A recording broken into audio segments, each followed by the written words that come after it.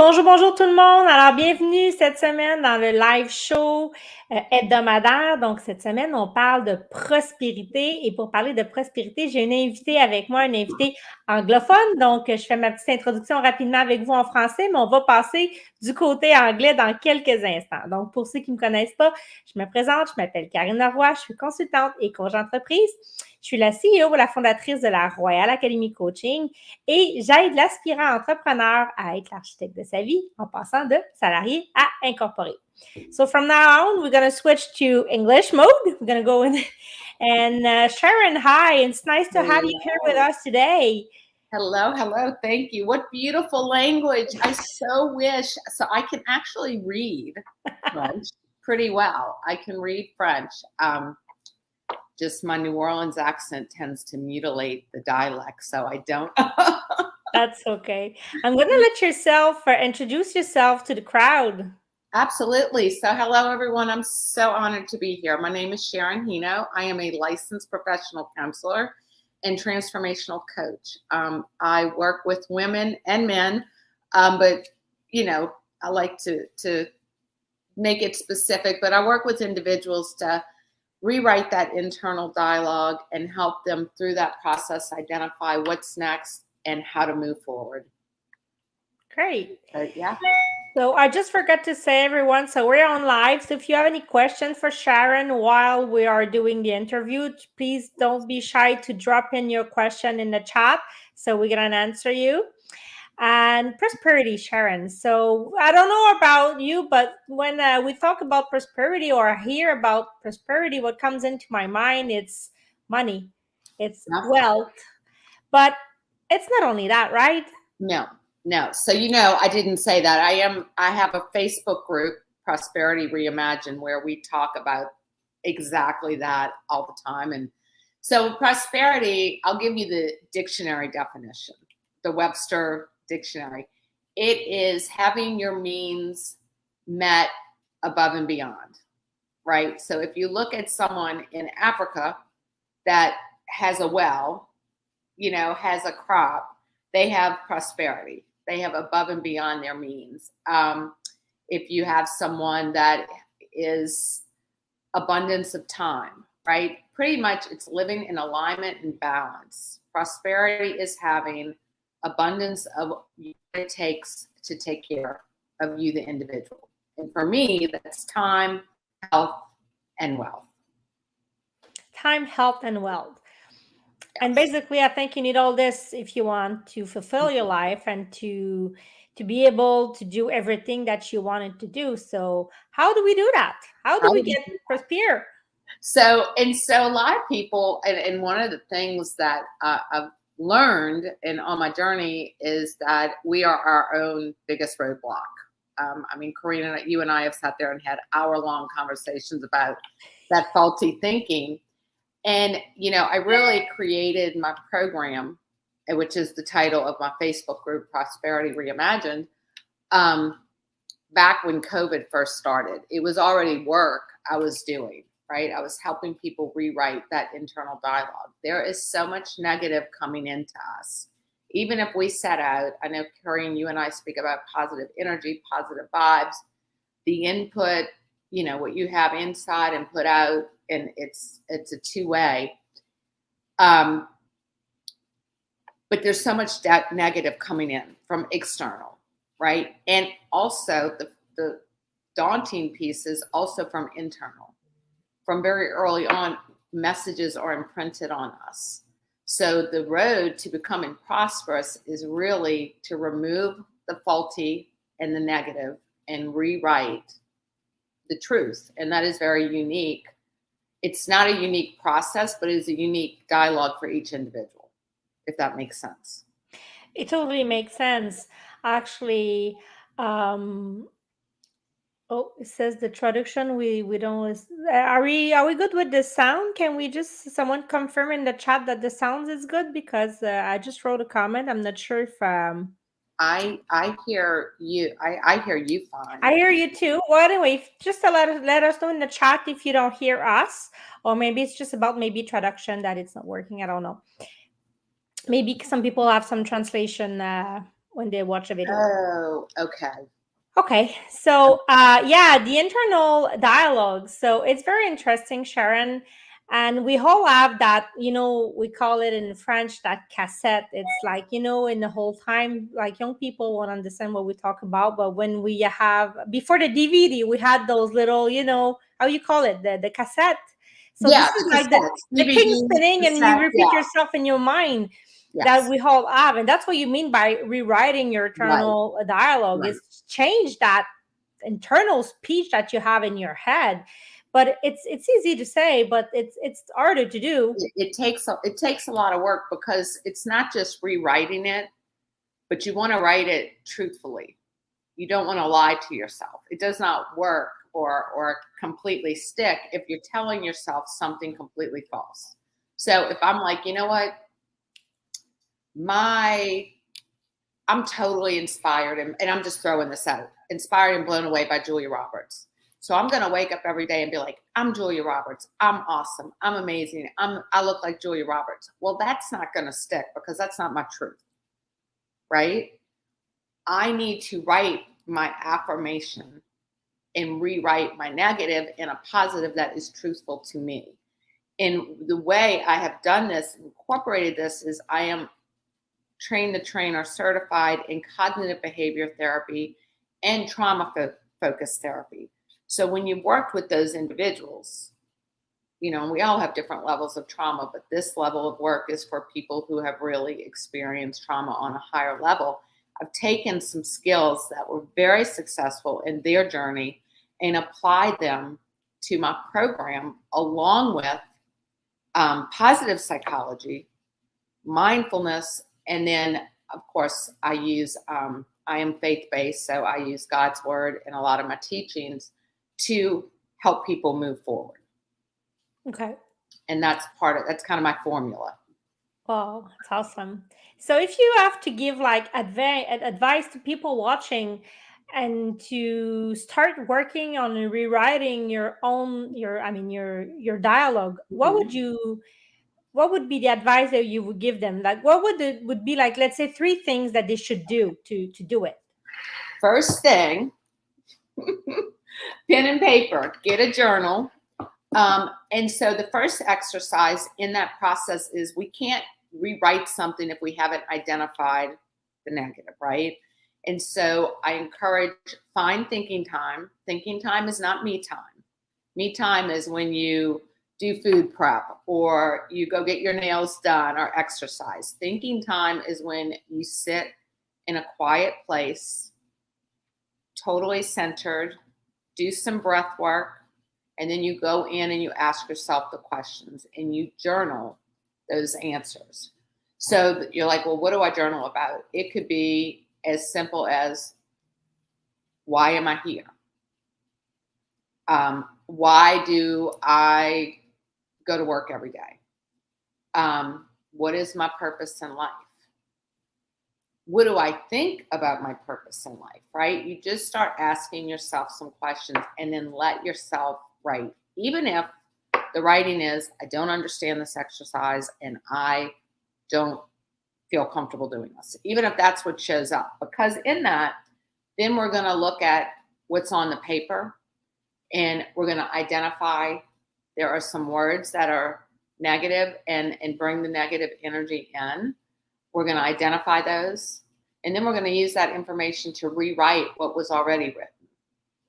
Right? And so it sounds super easy, but actually it takes quite a length of time, because even as people go in and I sit with them and they look at what they wrote and see it, they don't even pick up the negative in what they wrote.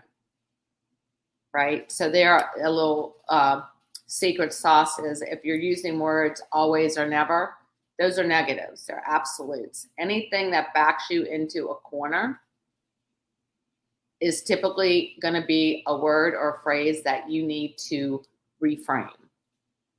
Oh, that's interesting. Like the corner thing. I never Yeah. thought about that.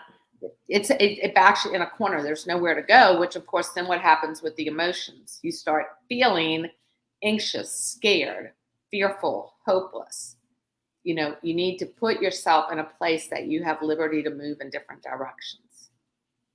And how do people know how to answer themselves the good question? I mean, you name few of them, so it's very helpful. But I wouldn't have been thinking by myself to ask myself those questions. So for me, and I do, because I'm faith-based, for me, my thinking time comes off of my prayer time. So if you're faith-based or prayerful, it certainly can come off of your prayer time. Maybe there's something in a devotion that you read, or something in the Bible that you read. If you're more universe based, which I'm universe based as well. I feel like God, he created the universe, so he wants me to be connected to it. But even if you're doing some more, and I don't want to use the word mystical, but if you're doing more like energy work or universe, if you're doing a reading, maybe there's something that jumped out. Write what jumped out, and then ask yourself questions, or just write a reflection. All those skills back to grammar school. Remember, we had to read and write a reflection. It's usually very simple, right? It doesn't need to be complicated at all. No, this is not. We make it more complicated. Because we all of a sudden think like, well, I'm 52 years old. I have to be asking myself these profound questions. I ask myself every day, why? Because prosperity is about clearly knowing why you do everything in your life. And if it doesn't have that value, that is your core value, which is part of being prosperous, you can remove it. Does that make sense? So that's a piece of the puzzle. Okay. Totally. Because prosperity is also about being in balance, right? Health, wealth, and time. Right. Yeah, and health, health is not only physical wealth. To me, health has three sides of it. So you have like the physical health, you have the psychological health, and also you have the psychic, like the psychic health. Like spirit, soul? Yeah, spirit. Yeah, Oh, right. okay. We said psychic in French. Maybe I just used the wrong word. But yeah, exactly. Yeah. So, I mean, for example, if I'm saying I'm living a prosperous life, and I'm going to use the money as an example, right? I'm using it because that's where everybody goes to. And I have bazillions of dollars, but I have no time. I am stressed out.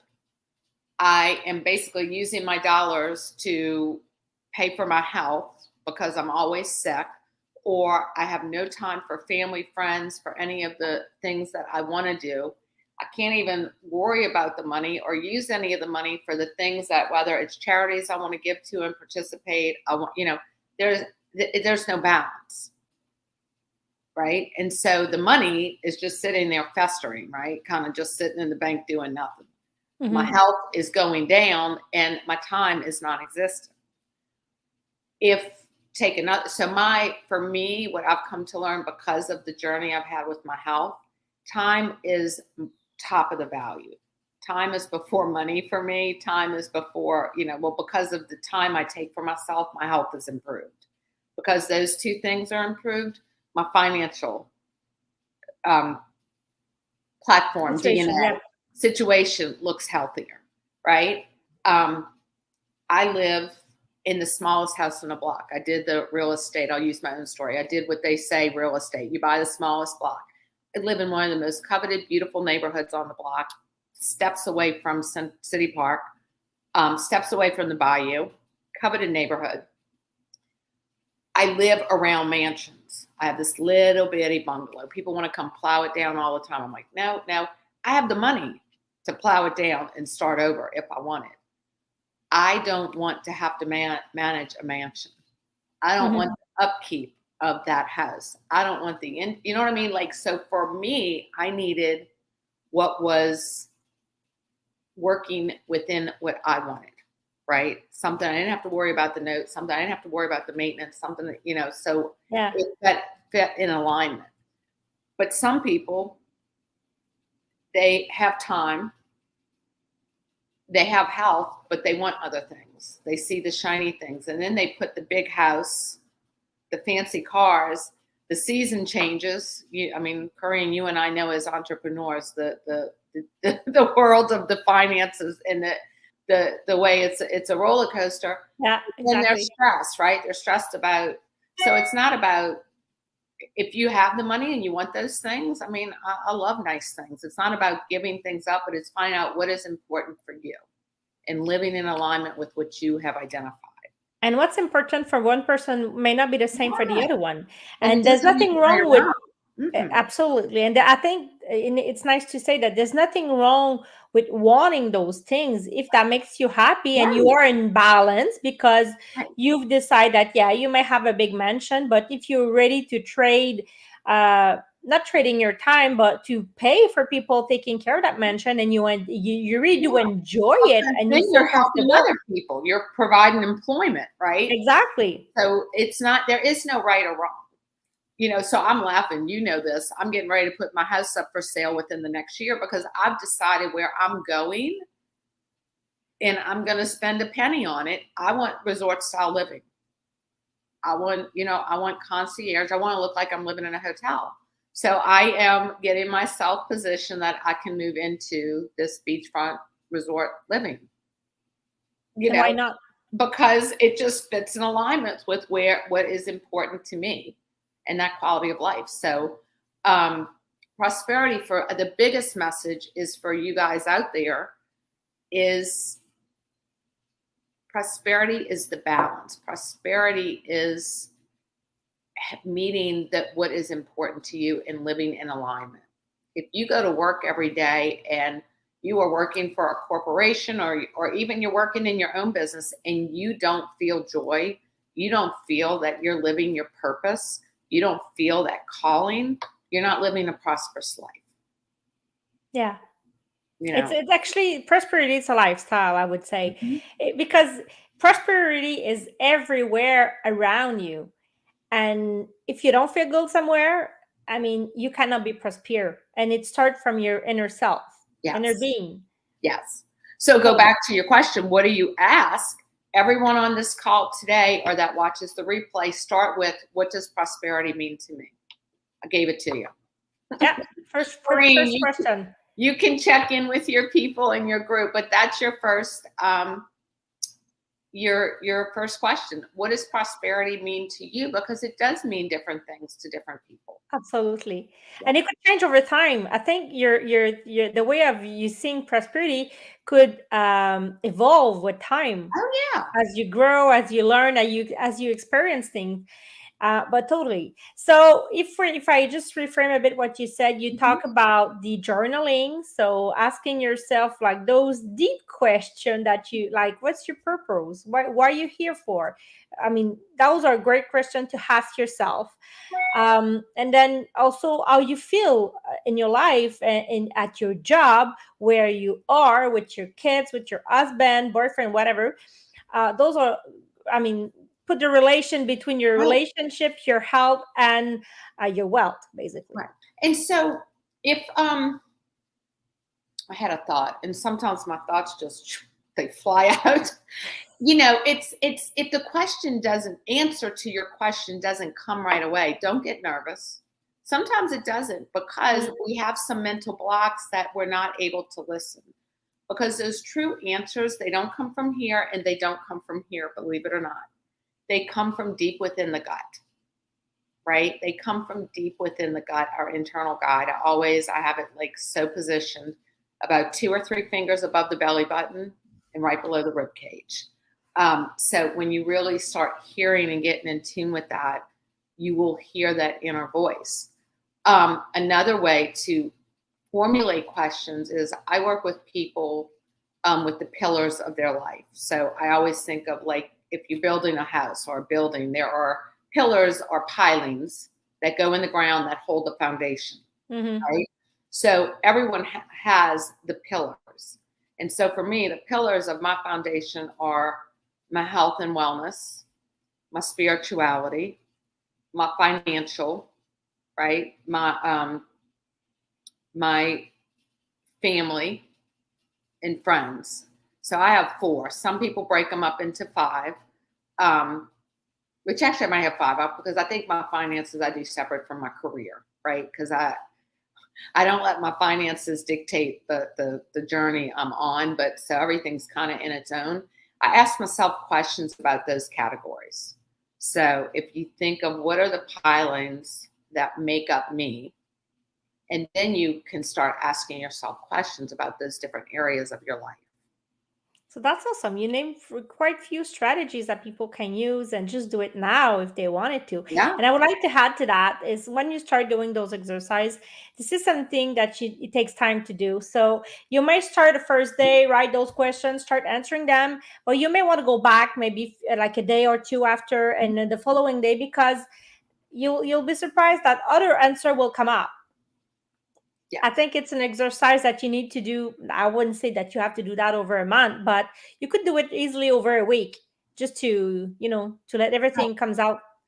Well, yeah, because it's things in reflection. So you might ask you, it's not in these questions, it's not about asking it once because they do evolve, and that's just like one of the things that on the journey of prosperity reimagined and in your time you may discover is I use this sometimes, and particularly as young adults when we step out into the career world, right?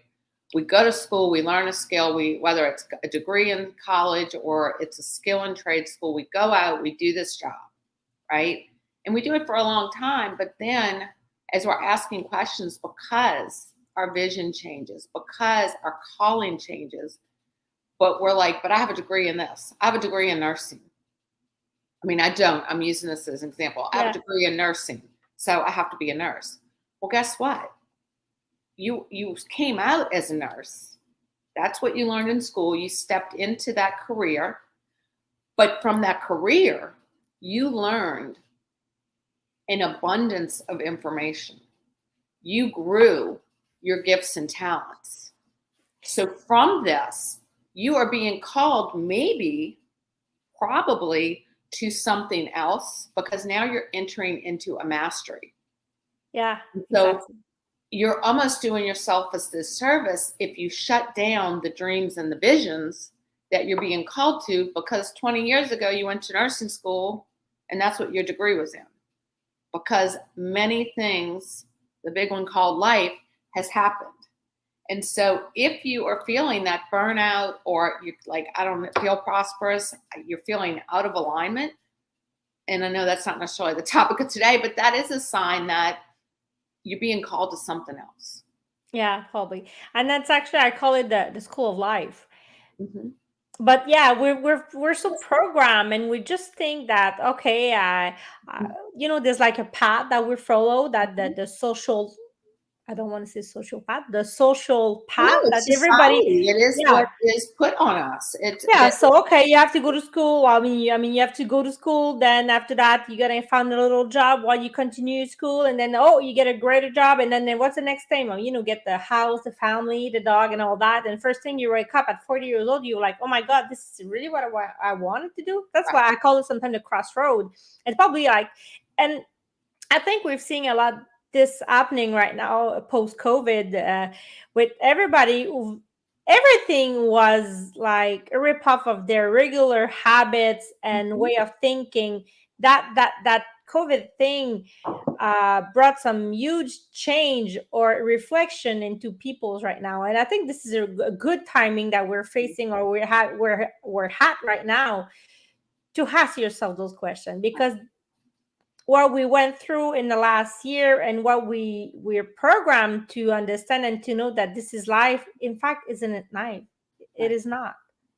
Right. And so that's great. Like the past 2 years, it's like get a visual of someone pulling the rug out from underneath you. You fell flat on your back. You went into survival mode for yourself, for your family, for your businesses.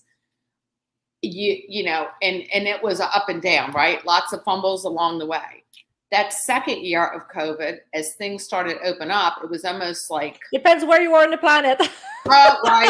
Okay. So, not in Canada. Okay. So down here in the States, but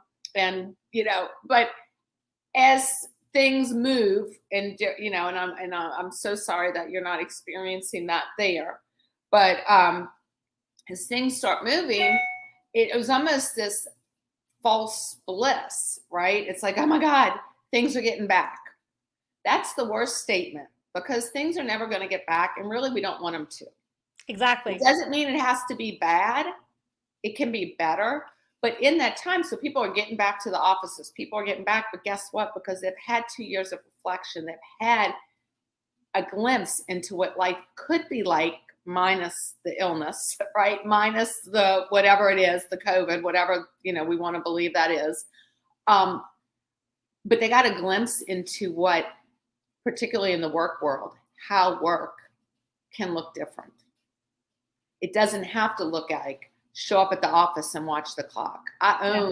So I have my Prosperity Reimagined in my online business, but I also have a therapy practice here locally in New Orleans. And my front office, my support staff, I gave them the greatest gift. I was like, you know what?